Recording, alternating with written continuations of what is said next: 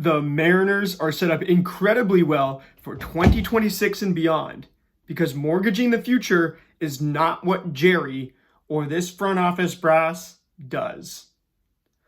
Welcome to the Dom Skeen channel, your one-stop shop for the Mariners storylines on Seattle's minds. And back to you guys this offseason. It's been over a week since my last video about my World Series recap, talking about the end of the season. We used the game of inches term a lot. We used the Horton here's a who analogy for why the Dodgers won this World Series. If you want to go check that video out, just go to my channel. Make sure you hit that subscribe button, hit that notification bell, because video is going to be dropping all off season long. We've got under 120 days till the World Baseball Classic. We've got under 140 days till opening day. So you're not going to want to miss out. This spring training is going to be so interesting with the WBC taking place of it for guys like Cal, Julio, and the like. So make sure you subscribe. You're not going to want to miss any of it here. Another thing I want to mention before I get into my Mariners offseason preview is, we had two people pass away, important figures in the sports community and the Seattle community. I want to say rest in peace and long live Marshawn Kneeland, Dallas Cowboys defensive end, who tragically took his own life this past week. And DeMarcus Lawrence actually spoke out about it on the Seahawks, a former teammate of his who was in that edge group with Kneeland in Dallas, and scored 2 touchdowns, had an all-time performance at the position just yesterday against the Arizona Cardinals for the Seahawks. Go check out Seahawks Wire. I've been writing a lot there, and you're not going to want to miss what I'm bringing there on the Seahawks as they prepare for the game of the year contender this week against the Los Angeles Rams. I'm going to be scouting every position groups on the Rams to find every little chink in the armor, every little bit that we can, every little bit in this game of inches called football that we can expose over there.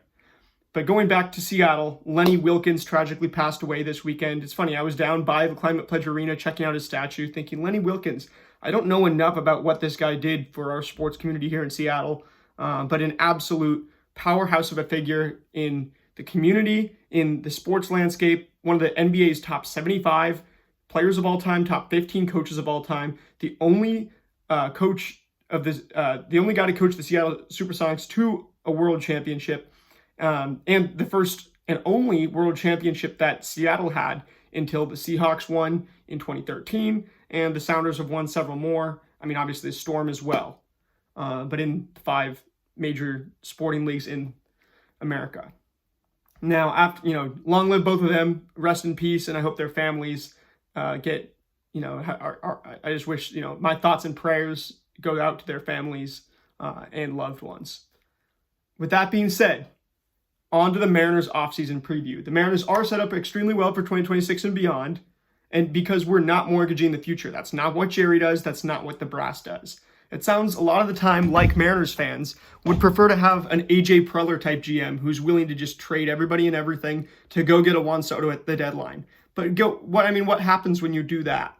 Well, you might be trading away James Wood, CJ Abrams, and Mackenzie Gore, all who are going to go become all-stars and who are going to form the core of that team's future. Imagine if the San Diego Padres had those 3 players, on their team still. Imagine how they would be pushing the Dodgers even harder. Those players would definitely be worth a couple wins in that lineup, in that rotation. And then, this season, they go get Mason Miller to go make a run this year, but they mortgage Leo DeVries to the A's, who is one of the best prospects in all of baseball, is absolutely, tools off the charts. The things that people have to say about the young man are off the charts. So this guy is looking like he's going to grow into an amazing player.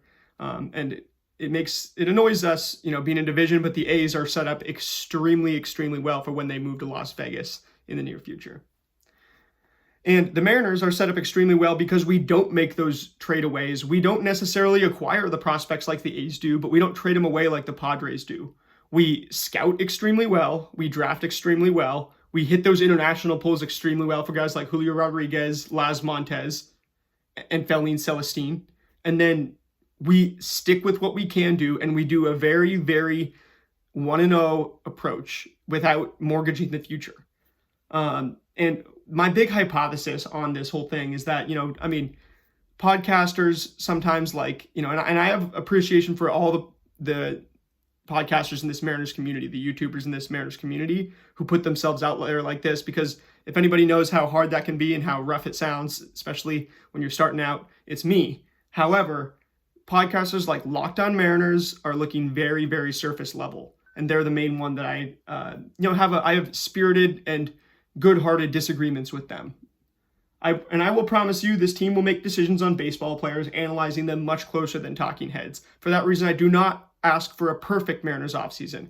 I ask for a very interesting Mariners offseason. I ask for, when I do ask for something very specifically, then it will hold a little more weight, because I don't do that for the most part, if you guys know me. I will look at things knowing what I don't know while analyzing the baseball I did watch and the stats and the data that I do see. And just starting off with our core values again, before I get into it.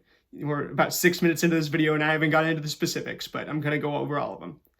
Our core values on this channel: want to know every pitch, stay stoic, and give all glory back to God. Now, starting out with some notes and stats, right? We start free agency out with $133 million on the books, which gives us $31 million less than last year's $164 million. And this is post Suarez and Naylor trades. Naylor's still on a pretty smaller deal. Gino on a bigger deal, freeing up space for us by letting them, not re-signing them as of yet. So we're starting at $133 million of payroll, and that gives us $31 million to spend to the soft cap. So that's our magic number.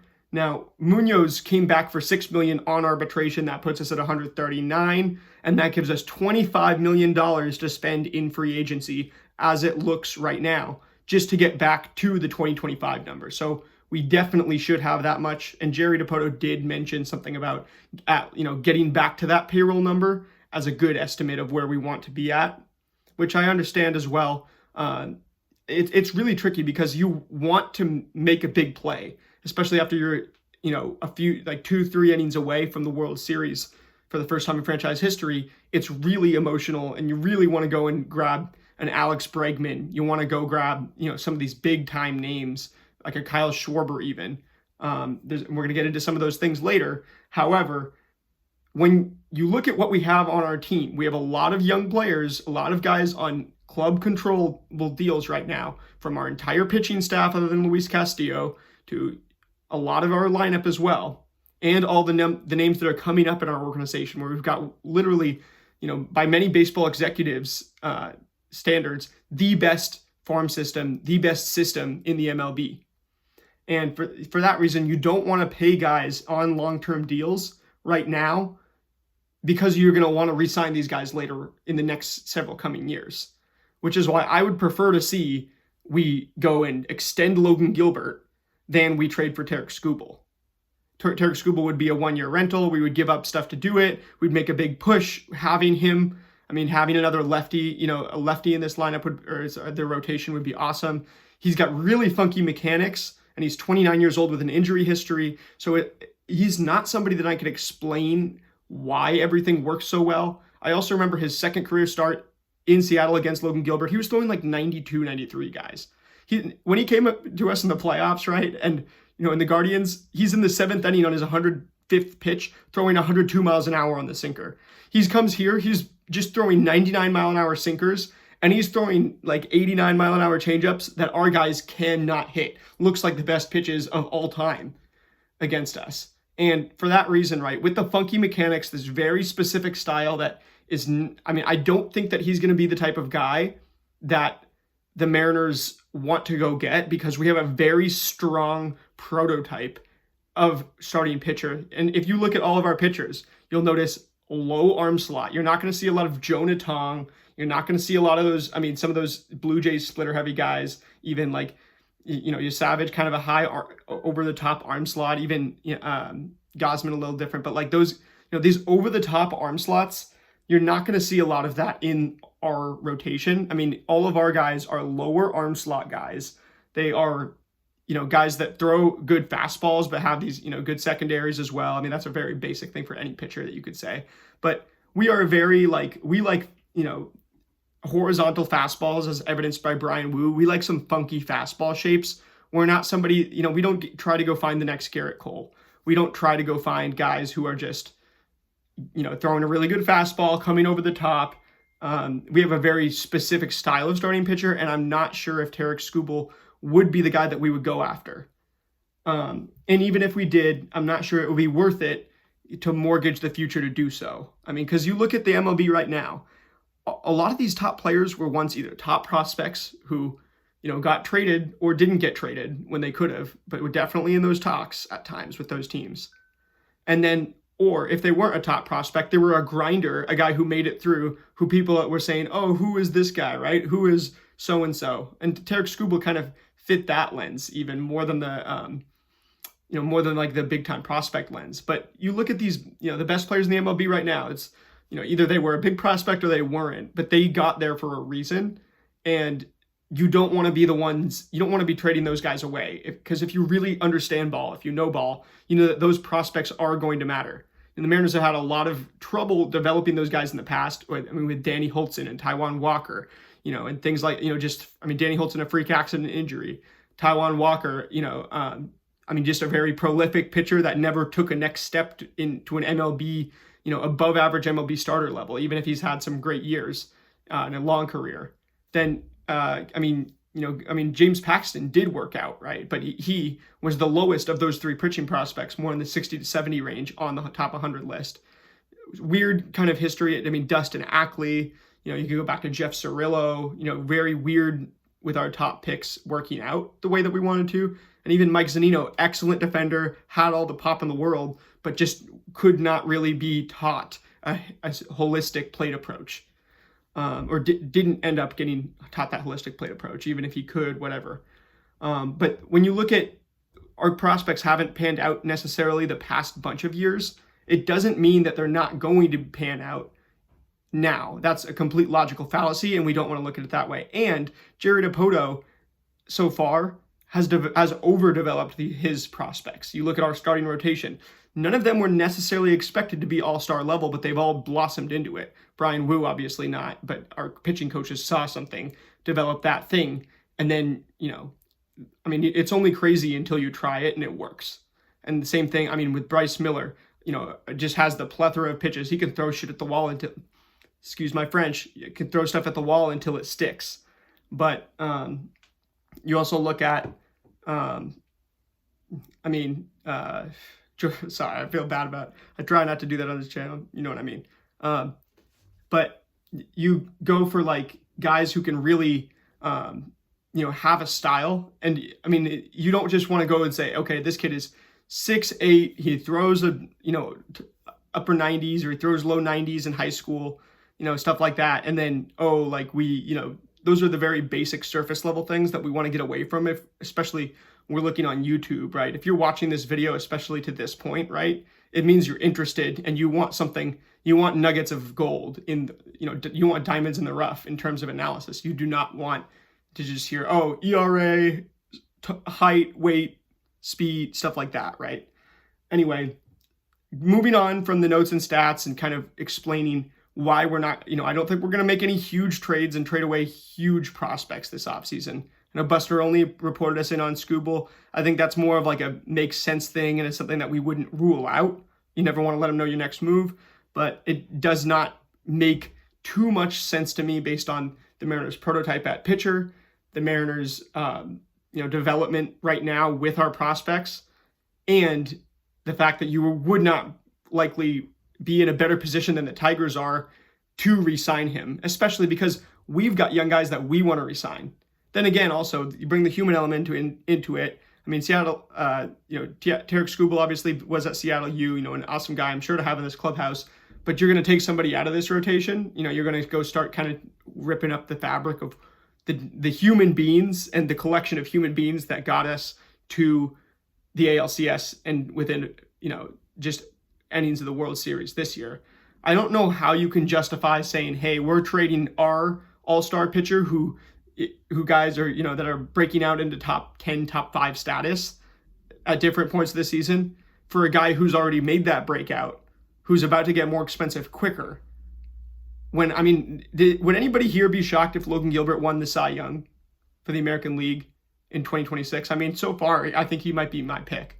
He had 11.9 K per 9 this year, and that ties the franchise record set by Randy Johnson that led all of MLB in 2025, and that's the highest for a right-hander in Mariners history, as Randy Johnson was a lefty. So, I mean, Logan Gilbert is a guy who I think can be better than Tarek Skubal in 2025 or 2026, excuse me.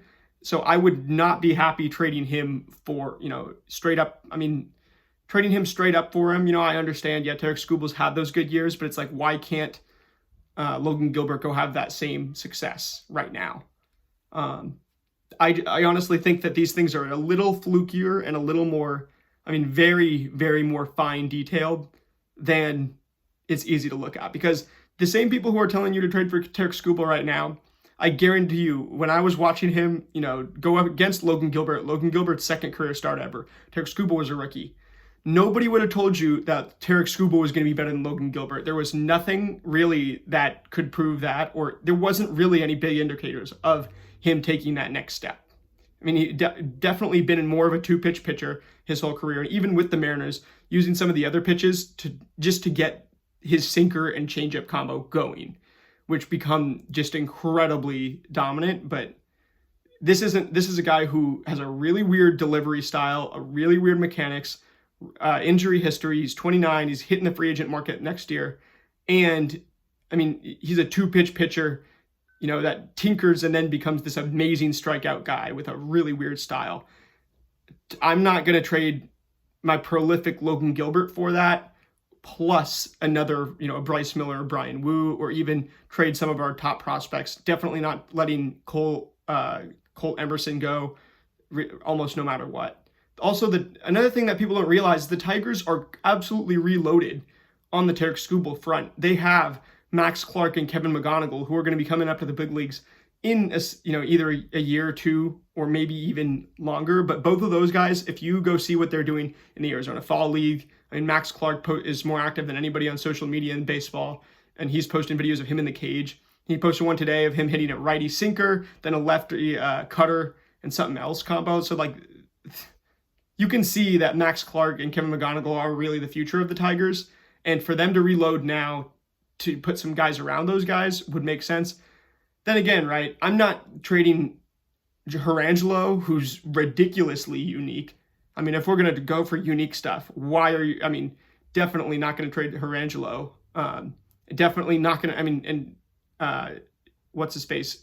Kate Anderson, I don't think makes sense for the Tigers quite as much as a Harangelo or a Ryan Sloan, both of whom the stuff looks like it's going to be maybe even better than Kate Anderson, who was the best college pitcher last year.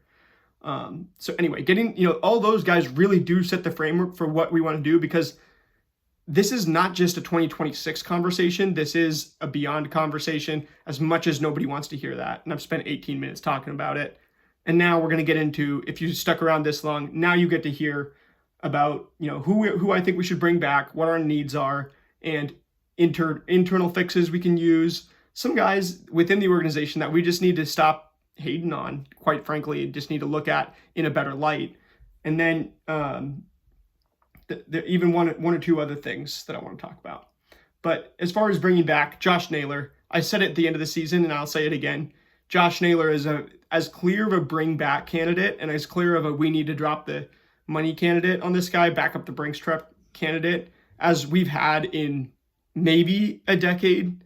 There wasn't a chance to bring back a guy in free agency around the Cruz, Cano type of era. There wasn't really a guy that we were going to lose to free agency that we, just straight up didn't pay or anything, or did pay even, as it felt. Naylor is the clearest candidate for that in a long time. I think it's a sip of water. But Naylor, very clear candidate to bring him back. I really don't care what another team pays him. There's going to be talk about different things. This guy hit 290. My biggest question at the beginning of last year was, who's going to lead the Mariners in batting average in 2025? And we stopped looking at batting average a lot. But that is a downstream result. But it's also an indicator of how the team actually did. It's not an indicator of how the team is going to do what the batting average is, but it's a great indicator of how the team actually did. And Josh Naylor far and away led the Mariners in batting average. He was up there in the 290s, near 300, whereas there was nobody else who was actually even close. I mean, if I'm going to go look right now, I don't even know who was second on the Mariners in batting average, and I mean, I watched a lot of Mariners baseball in 2025, but that's another question, is if Josh Naylor leaves. And here's what my comment question of the day is today. If Josh Naylor were to leave the Seattle Mariners, who would lead the Seattle Mariners in 2026 in batting average? 2026 Mariners batting average leader, other than, and you can't say Josh Naylor, go comment section. I might even do like reacting to those videos. So yeah, I mean, I'll tell you what, if I get at least 10 different comments, we'll say a dozen, a nice even dozen, 12 for Josh Naylor's jersey number. Who other than Josh Naylor can lead the Seattle Mariners in batting average in 2026? Drop your comments down below. Once we get to 12 comments on this, I'm going to publish, reacting to those and stuff, because that's another huge question. And in this ballpark, if I guess Dominic Canzone, but he only had 269 plate appearances, so he doesn't actually qualify on MLB leaderboards in that regard. Josh Naylor at 299. The only who was next in terms of actual qualified hitters? I mean, you might guess, right? Who would it be? It was actually Julio Rodriguez at 267, a popular answer preseason. Then even more funny, you've got two guys who were at 265 who qualified in JP Crawford and Jorge Polanco. And then, I mean, Cal Raleigh, or Ben Williamson was at 253, funny enough. And don't worry, if you were here for the Ben Williamson content that's been slacking just a little bit over the course of, our big playoff run and things like that, don't worry. We're going to be talking about him and how much I think he figures in 2026. And then, I mean, Cole Young ended up at 211 on the year, but not a qualified hitter. Ben Williamson, 295 plate appearances, not a qualified hitter either. But look at some of the guys on here, right? We didn't have many hitters over 250. We had like a good solid couple. So if you want to go and figure out how to take advantage of playing in the biggest ballpark in Seattle, and it's really not a coincidence that Naylor comes here, says he loves hitting here, and it's like, oh, this is the first guy to say that he loves hitting here. You know who else succeeded hitting here? Ichiro. And I mean, to give credit to this guy too, not a guy who we talk about too much these days, but a guy who had absolute success hitting here and challenged for a batting title, Robinson Cano. And it's really just guys who know how to hit into the gaps. If you know how to hit into the gaps, you're going to have a lot more success in Safeco Field than guys like Eugenio Suarez, Teoscar Hernandez, so on and so forth. And as far as bringing back, right, getting into this, right, and a guy who was clutch in the playoffs for us, who embodied the Edgar and our new hitting coach's kind of plate approach, and embodied the Edgar approach at the plate absolutely perfectly, was a textbook hitter for us, was hitting absolutely the fundamental way. Jorge Polanco. Bringing back Jorge probably won't make sense. You've got Cole Young, who's waiting in the wings at second base, who's a lefty, who can really be a force in this lineup for years to come, who's going to be under club control. However, there's one caveat to bringing back Jorge Polanco, because again, if we bring back Jorge Polanco, we're not going to have, it's going to be tough to see us have the money for that and for Naylor, based on what Jerry Dipoto said of, we're spending $31 million. We've got 25 left after getting Munoz on arbitration, remember. Then the other thing is, I mean, Randy Arozarena has a $22 million kind of club option this offseason. So this is going to be an interesting arbitration cycle with him. I don't know how this whole thing is going to work out on Randy Arozarena. But I mean, I will say, don't believe the hype and don't listen to the media in terms of like guys getting their club options declined too much. Because, for example, Shota Imanaga with the Cubs had his club option declined, which triggered like a player option for like, $15 million, which he declined, right? It was like a 3-year, $45 million one for the Cubs, or 3-year 59 which is like 18 million a year, 19 million a year, which they declined. It was 3 years 57, and it was and so the 3 years 57 was like a 19 million a year for Shota Imanaga over 3 years, which the Cubs declined. Then there was, that triggered Shota had a player option of 1 year, $15 million or something, which he also declined. So he's going to free agency, but you listen to Lance Brozdowski, who knows more about the ins and outs of these things than most people, especially when it comes to his team, the Chicago Cubs. He's on Marquee Sports Network all the time. He said he would be shocked, he would be very surprised if Shota wasn't a Cub in 2026. So this looks like it's all a value proposition for both parties. And I expect, based on those words from him, we can trust that. We're not going to spend our entire days in the offseason even reading into the Cubs, but it looks like Shota's probably going back to the Cubs. Even if Randy does get, the arbitration talks get a little weird and messy with him in terms of media and even, podcasters, YouTubers talking about, oh, are we not bringing back Randy? What's going on? Let's not freak out until we see anything on that front, because it's definitely a behind closed doors conversation. There's a whole lot going into it that we can't see. Kind of with Jorge, back to Jorge, one idea, and credit to TJ from Marine Layer podcast for this, TJ Matheson.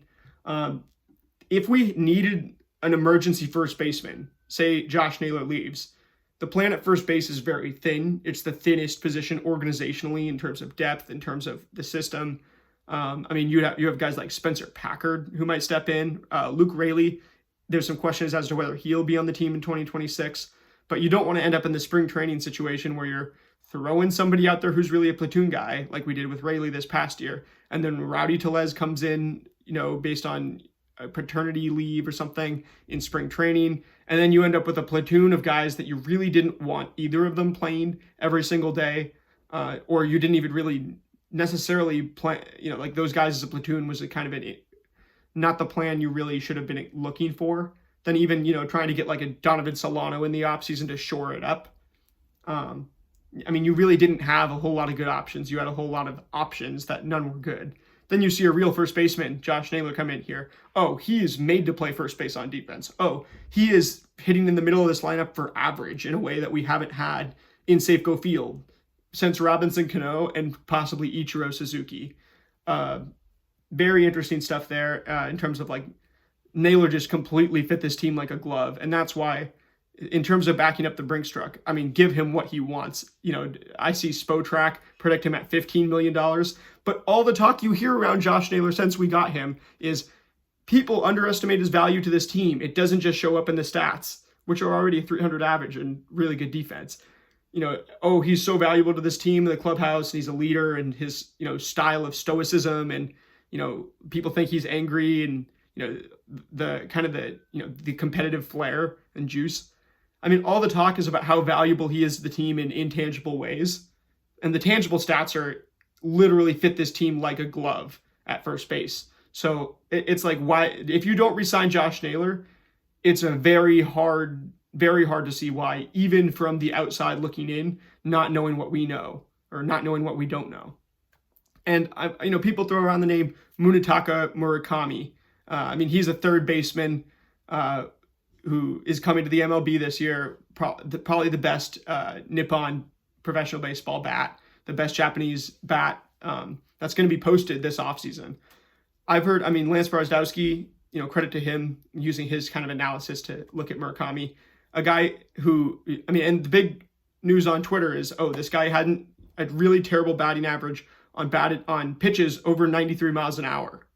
So in terms of actually seeing pitches and hitting MLB pitching, which is, we know it's all going to be more than 93 miles an hour, at least 90% of it will be.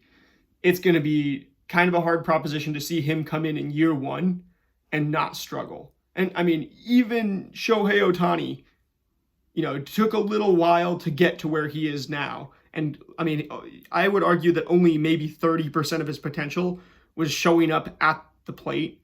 for at least a season or two. Because he definitely wasn't hitting 60 bombs every year back then.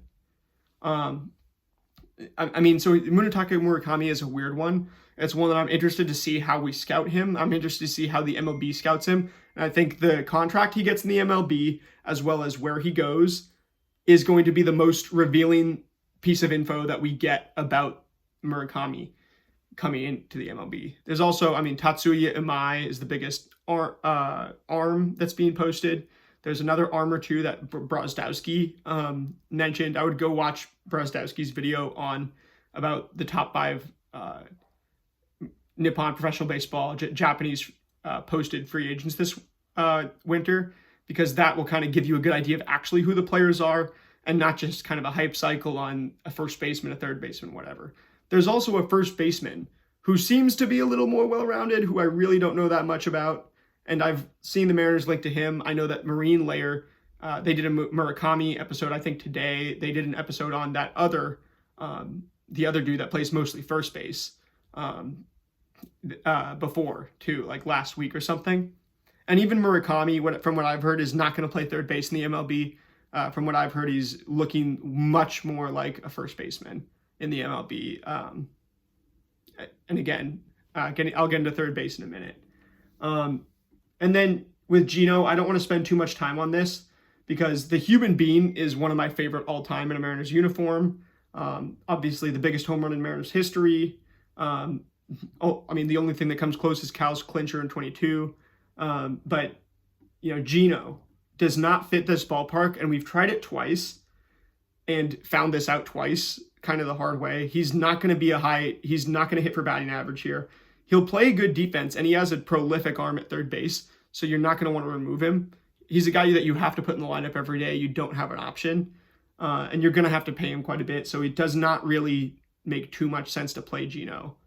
In the crazy scenario that somehow he did come back, I even think he would even though his arm is his best quality, I think third base, I really have a plan for what I want to do at third base, and it's not Alex Bregman, it's Ben Williamson. And we're going to get into that in a minute.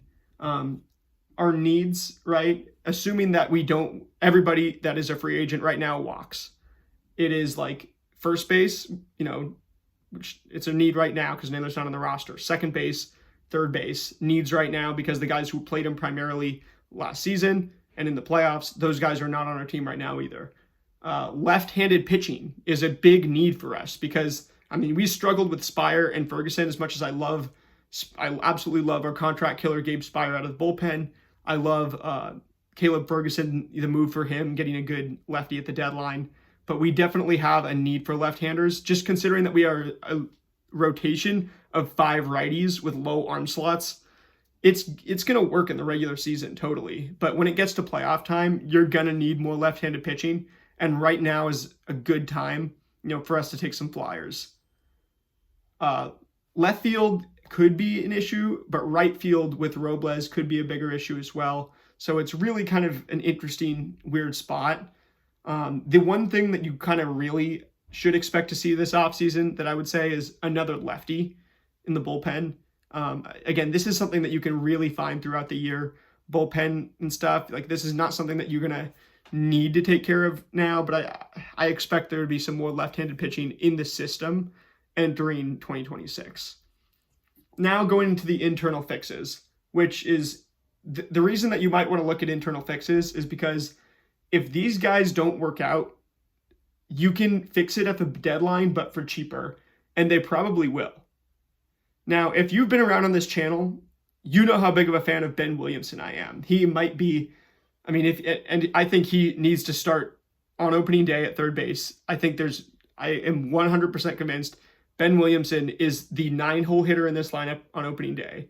He is an absolute pest at the plate in the light of Jose Caballero. And these types of players in the playoffs matter. And I think that Ben Williamson can be Ernie Clement, who just set the MLB record for hits in a postseason. I will pick him to now. Also, Ben Williamson, we could talk about being a pest on offense, but I mark my words right here. If Ben Williamson plays enough this year, if he starts on opening day, he is my pick for the American League third base Gold Glove. I think he's that good at defense. I've never seen J.P. Crawford trust a third baseman more, and we've had Kyle Seager and Eugenio Suarez, both guys, Seager a Gold Glover himself, Suarez somebody who can possibly win a Gold Glove in a good year with his arm and everything. Ben Williamson's range, I've seen J.P. Crawford let him come in front of him to take balls in the infield, which I've never seen J.P. Crawford let anybody do that. That's just kind of one of the ways I'm going to express to you why Ben Williamson is going to be incredibly valuable, the absolute spark plug for the Mariners in 2026. Then when you go on to second base, Cole Young, you've developed him. You drafted him out of high school. You've developed him all the way from high school to a big leaguer, a guy in the major leagues. He started off really hot and only really got cold once he stopped getting quite as much playing time because Jorge Polanco broke out defensively at second base again as a 32-year-old and with the bat got really hot again. So you've developed Cole Young from a high schooler to a major leaguer. You need to play him now. There's really not much of another choice. I mean, if you go get like a Bo Bichette, I understand. If you're really going to go out and make big money moves to try to go win a World Series, I get it. But even in that case, right, it would make a lot more sense to trade him, or to, something like that if you were going for it to really make that type of run. Like you do not bring Cole Young in as a bench bat in 2026. And, he was very good in the field and great at the plate. So, especially as a lefty too, with mechanics and stuff, you see how hot and cold Dom Canzone gets. You really cannot make too much judgments off of Cole Young, except for optimism based on his 77 games, 257 plate appearances in 2025. He even put up 0.5 WAR in just those stats in less than a season. So thinking about what he can be going forward he's a 21-year-old right now. He can barely buy a beer. So let's give this guy some time and let's take advantage of this guy's his club control contract, which is a rookie deal, which, if you know anything about team construction and roster management, rookie deals they call them rookie deals in football and NBA.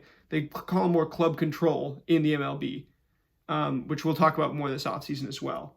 I'm going to talk about these internal fixes a lot more this offseason. Probably need to dedicate several videos to each of them. Those would probably do great with the algorithm too and be evergreen content. But anyway, Victor Robles, moving on to right field. I've heard a lot of Victor Robles slander, and I say this, with respect for who I'm criticizing here, but Locked On Mariners talking about, you can't, and I've seen other publications, and non-publications, people on social media talk about, you cannot bring Victor Robles back to play right field in 2026. He had an extremely weird year and is getting slandered for a cold playoffs, but he fits this ballpark extremely well. He's a streaky contact hitter, which can look really rough when it's not working out, especially in the playoffs. It looks like he's just doesn't have it. But to judge him based on this is a viewpoint completely lacking depth, completely lacking analysis. And I would be remiss if I didn't say rest in peace to his mother, who, he had the very extremely weird year where he gets injured in game 9, dislocates his shoulder, completely takes his shoulder out, putting his body on the line to make a catch that keeps the team in a game in San Francisco. That really, revitalized the team. Energy-wise, that made all the difference for the Mariners earlier in the year. Like, that was the most fight we probably saw through 9 games from any individual player on any individual play. So, this guy also was a top prospect, so let's not discount his, speed and hitting abilities. And his actual tools and baseball-wise are extremely, they have extremely high ceiling outcome, Victor Robles. Fitting this ballpark well as a contact hitter. He's a streaky contact hitter, but would anybody really be that surprised if, especially if Josh Naylor doesn't come back, who's a good bet for 280, 290 average? Would anybody be surprised if Victor Robles hit 280, 290 and led the Mariners in batting average this next year? That's like a sneaky pick of mine because, Ben Williamson is, I don't think he's for sure going to be Ernie Clement. I don't think his slap hitting is necessarily for sure going to produce those results. I think he'll be more of a 260, 270 guy, but with intangibles otherwise in terms of just being annoying to pitch to and things like that, protecting other guys. But Victor Robles' actual hit tool is really, really good. I mean, we could go back and look at scouting reports, and I'm going to do a whole Victor Robles video as well this offseason. But then, so he puts his body on the line, dislocates his shoulder early in the year, puts his body on the line again in Houston to sweep the Astros with that diving catch, which gives the Mariners the keys to their own destiny and to the AL West in the final week, which we ultimately go and win. So Victor Robles made massive contributions to this team without playing very much, and also had as extreme of a circumstance personally as any human being can have. I mean, we just saw, with Marshawn Nyland this week, his story really revolved around at the combine. He would, give interviews and teams would be impressed, by his story of he's losing his mom and he wants to go and make good on, on the promises he had to his mom, or like just on the relationship that he had with her, where he's obviously struggling and he wants to make his mom proud looking down. Looking at Victor Robles, it's a guy who I absolutely want to keep around in the clubhouse. And, I think the intangibles, the way he's going to put his body on the line for the team, not to mention getting hit in the wrist in the playoffs, where I thought he broke his wrist and staying in that game. Victor Robles is a guy who I absolutely want back in the organization around the clubhouse. And I could see us going to get another right fielder, sure. I don't think Kyle Tucker is a realistic possibility, if I'm just being completely honest. And I would love to be proven wrong, like Robinson Cano when that happened. But I don't see us signing Kyle Tucker this offseason. So, I mean, in spite of that, right, who's really a whole lot better than Victor Robles? I mean, our medical team has spent years with Victor Robles now. He's still not that old. I really think Victor Robles is going to be back on this team. I think he's 28 years old right now. He could be entering his prime, and we just don't really know. It's not like he had a knee injury and he's going to be a whole lot slower. It's not like he's going to, and I understand the idea of going into the year with him being your starting right fielder. That is kind of like, okay, we're going in with a plan that could backfire in certain ways. But then again, you look at who's in our pipeline, and come spring training, we might be having other conversations about how to move guys around on this diamond just to fit young talent in the lineup. So I think going in with Victor Robles as our right fielder is absolutely an acceptable solution. Just going into spring training, at least that way. Now, I mean, guys who I want people to stop hating on. I mean, oh my gosh, can we stop the hating on Edward Bizardo? There's really, people say he threw a bad pitch. I mean, you throw sinkers inside to George Springer, because what else are you going to throw him? Something right over the plate into the middle, into the meat of the bat? No, you're not going to throw something in the meat of his bat path. So you're going to pitch him inside. And I mean, the reason he kept getting hit, we talked about this in the World Series videos, because you can't throw him anything over the plate inside. You basically have to make it look like it's about to hit him. Otherwise, he's just going to slap it into the outfield. And he still did against the Dodgers, even when he's getting banged up like crazy. If you know that one meme, you might know what I'm talking about. If not, whatever. Where there's like a soccer goalie who keeps getting hit by penalty kicks, and they like put him in like a wheelchair, and he keeps getting smacked and getting all these injuries, and he keeps blocking the shots. That was George Springer against the Dodgers, and George Springer in this entire playoffs. I mean, absolute Mariner killer, maybe the biggest of all time. I definitely do not like, him in terms of like being a Mariners fan, because he's an absolute rival to us. But I'll be darned if that's not going to make us a whole lot better of a team to have a rival like that.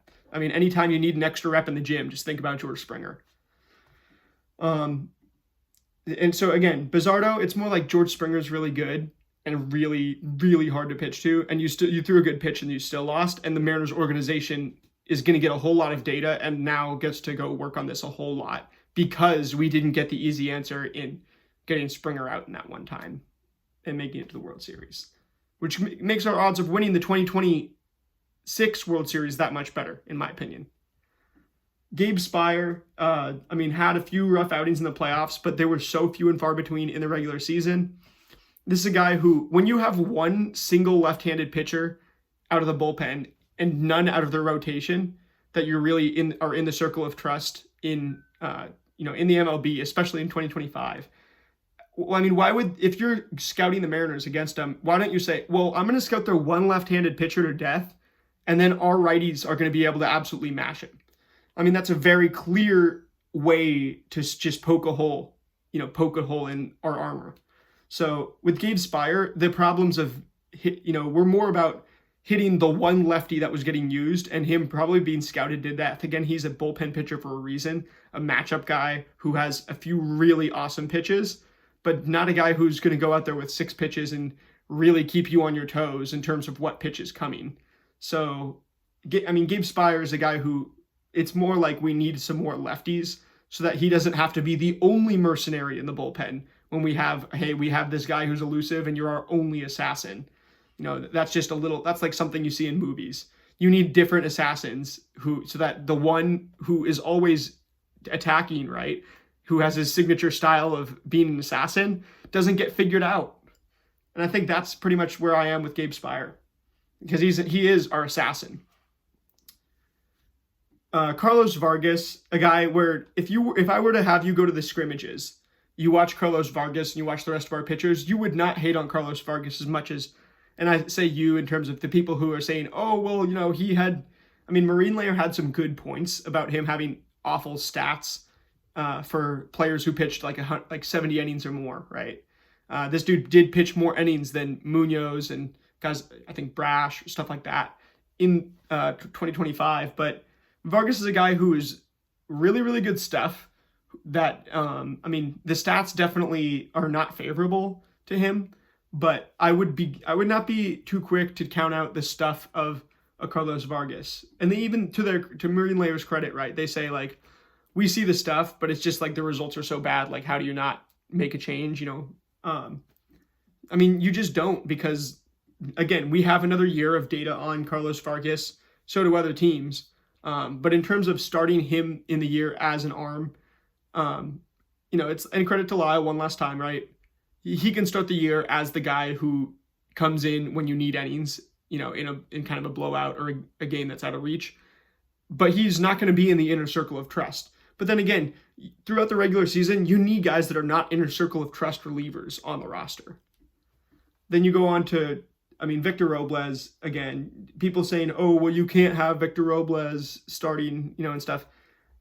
You got to look at not only the human element, but just the year he had, which is extremely weird in terms of putting his body on the line so much for the Mariners over the course of the year. And then, in so little playing time, starting during the playoffs, getting taken out at one point. And it was just an interesting kind of year for him. Then another one which I haven't even really talked about at all, haven't mentioned the name. The dude hit 300 this year for us, and it's Dominic Canzone.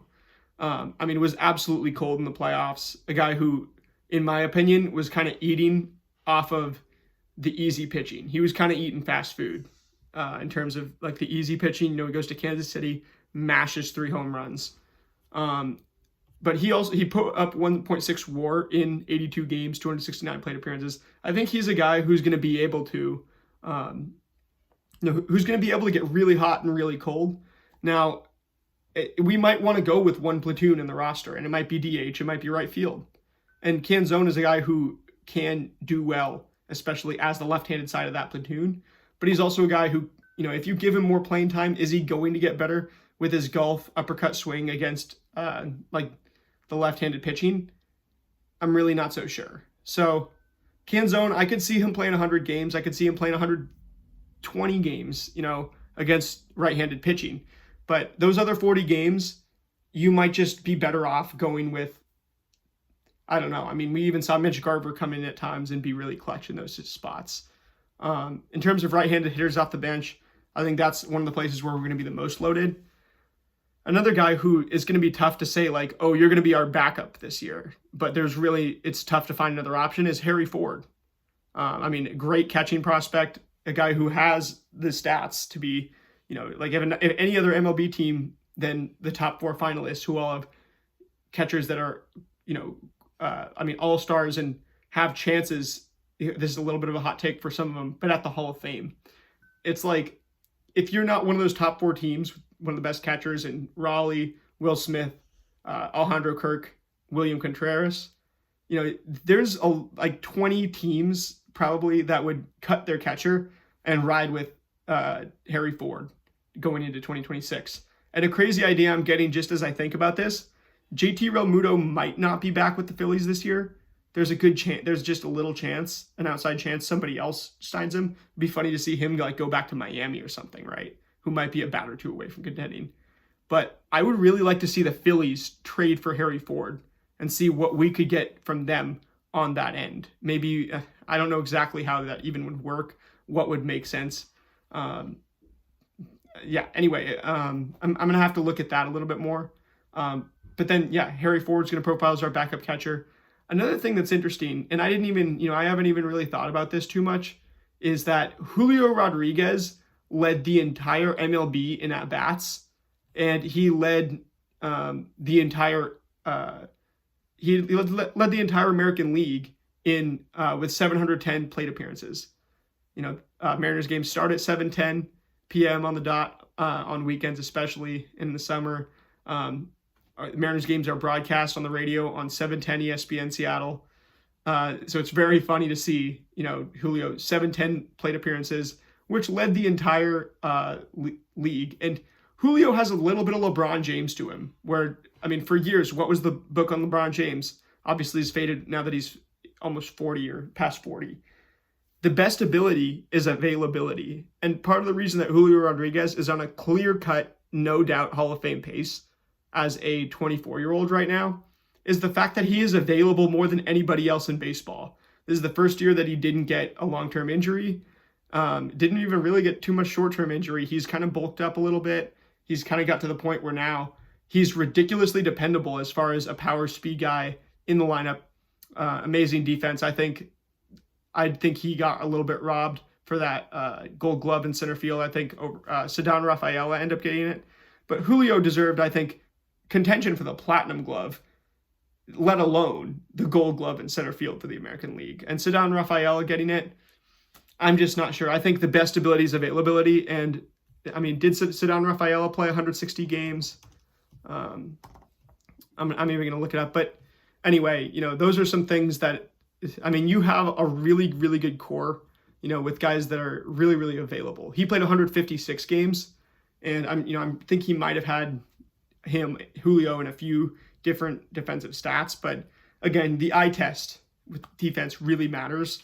And you go watch Julio. He's 6'4", running around like, he's like Drake London level of athlete at that size. In terms of agility, power, and speed. Just ridiculous. So I don't want to, there's not too much that I want to say, but one more thing is the element of hating on like a Carlos Vargas and Edward Bizardo flies in the face of why, and the decisions that Dan Wilson made to put those guys in, flies in the face of why this guy was nominated for AL Manager of the Year. And I know bullpen strategy is something he's been criticized for, something that people even say Scott Service did a little bit better, looking at the analytics and stuff. But I'm telling you, I did not like being at the games and watching when a pitching change would happen, when there was a pinch hitter, coming in. When those hitters would go back to the dugout to talk to the coaches and get coached up before a huge at-bat, they were looking at the iPads. And, that got Brant Brown fired about 20 games into last season, into 2024 season, as the Mariners hitting coach. I don't like the too big of an analytics approach, and I love Dan Wilson being so human. I never see him looking at a screen in the dugout because there's other guys that can go do that. Dan Wilson knows the Mariners in terms of the structure of the human beings that are playing for the club better than anybody, quite possibly, arguably, in history. So that is why he's nominated for AL Manager of the Year. That is why, he might not win because John Schneider got the Blue Jays so far. Inches from winning the World Series. But Dan Wilson, I ride with him. I know bullpen strategy. I would not be against hiring a bullpen strategist. By all means, that would be awesome. Even, I've met a guy who does defensive positioning for the Dodgers. And, I'm sure we have guys like that too. But the more, the better in terms of analysts, scouts, guys who are just going to advance scout, the daylight out of opposing teams. I think that played a massive role in the World Series, as we saw in the game of inches that decided everything. And I'm going to go back to the Horton Here's a Who moral, which is kind of funny, right after everything we've talked about. But there's this mountain of everything. I've been talking for 55 minutes now, you guys, about what the Mariners can do this offseason. But looking at, Horton Here's a Who, if you remember that story, right? There's this entire world on this little speck that's trying to get noticed, and everybody from the entire city is coming out banging pots and pans, trying to get, make a sound that's big enough to be heard. And then they find a little baby, the smallest baby thing in the world, which comes out and just that one little peep puts it over the top and saves the entire world.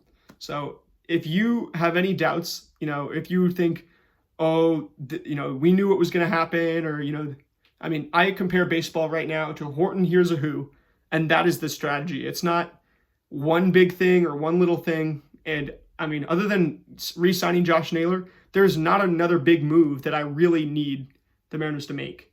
If you don't re-sign Josh Naylor, I'm very fascinated to see what you do at first base, because at that point, right, they know more than we do.